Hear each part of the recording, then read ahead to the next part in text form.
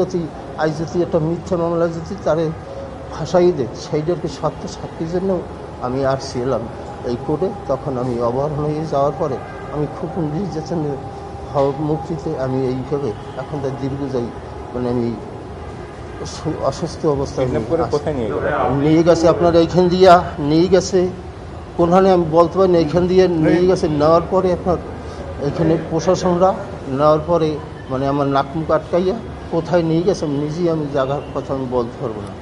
দিন না রাত্রে মানে কোনো আমি আলো বাতাস পাইনি। কিছু সময় পরে একটা আলো পাইছি, ওখানে ছিলাম আমি 3 মাসের করে আমি 13 দিন মানে কম ছিল আমি ওইখানে রাখছি। ওইখান থেকে এবার চক্ষু বানিয়া আপনার নিয়ে গেছে আমাকে এই অনেক সকালে গাড়িতে যে সমস্ত দিন আর কি এই গাড়িতে চালাইতে মানে বেলা শেষ এই মানে আমার চক্ষু বন্ধা ছিল। তখন মানে আমি বলছি কি বললেন আমার পেশাবে খুব মানে সমস্যাটা আমি পেশাব করি এই এবারে গাড়ি থামাইছে কলে রাখ দিয়ে একটু পর থামাই এই কিছু সামনে এই কথা বলার পর সামনে থামাইছে না আমি সেই গাড়ির পাশে পেশাব করছি। পেশাব করিয়ে দেখার পরে দেখি যে মানে ডাইন দিকে বিসির অফিস মানে বিসি বসা দেখি একটা আপনার বৈঠকখানের উপরে। তখন করে না দেখি ওনানে আনিয়ে দিলেন আমার আমি ব্যবহারছি আমি ওদিকে আমি যাব না। কারণ না যাবে কিনা বল উঠেন না দেখেন আপনারা আমাকে এত কষ্ট না দিয়া আমাকে আসছি আপনারা মারিয়ে ফেলেন আমার সহ্য হয় না।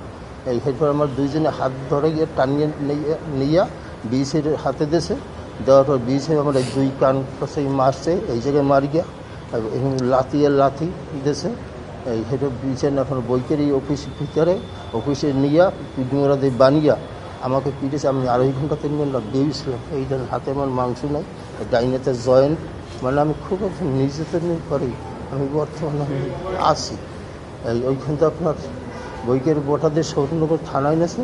থানা দিয়ে পরদিন আপনার বসিরহাট কোর্ট বা জেলে আনছে।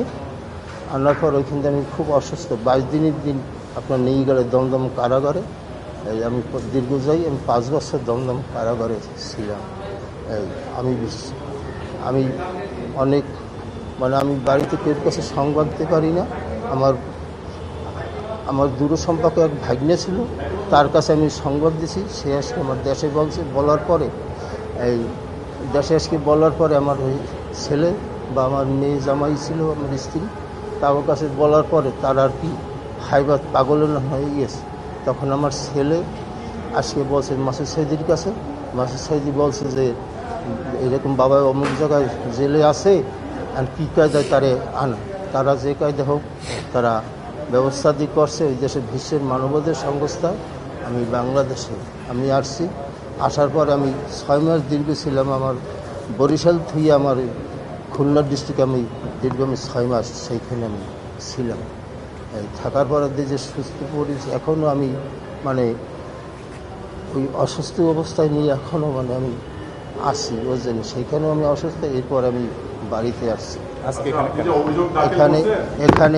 এখানে আসছি আমি সাইদি সাহেবের যে সত্য সাক্ষী নিয়ে আমি একবার এই অভিযোগে মানে আমাকে বন্দি অপহরণ করছে সেই সাক্ষী আমি সত্য সাক্ষী দিতে আমি আসছি। আপনি কার বিরুদ্ধে অভিযোগ করলেন? কি লেখা আছে সবই কাগজের লেখা আছে বুঝলেন। আমি যেমনি আমি স্মরণ শক্তিটা আমার এখন নাই বর্তমানে। আমি হয় অভিযোগ তো দেশে প্রশাসন একজন মানে আরও আমার দেশীয় লোক আছে রাজ্জাক আপনার হইলো এই জায়গার যে আমি অভিযোগ যে দিছি মানে তাদের তো কেউ আমি চিনি না। যখন আমি এই জায়গায় বন্দি হয়েছি আমি কেউকে চিনি না। চক্ষু বানিয়ে নিয়ে গেছে কার কথা কার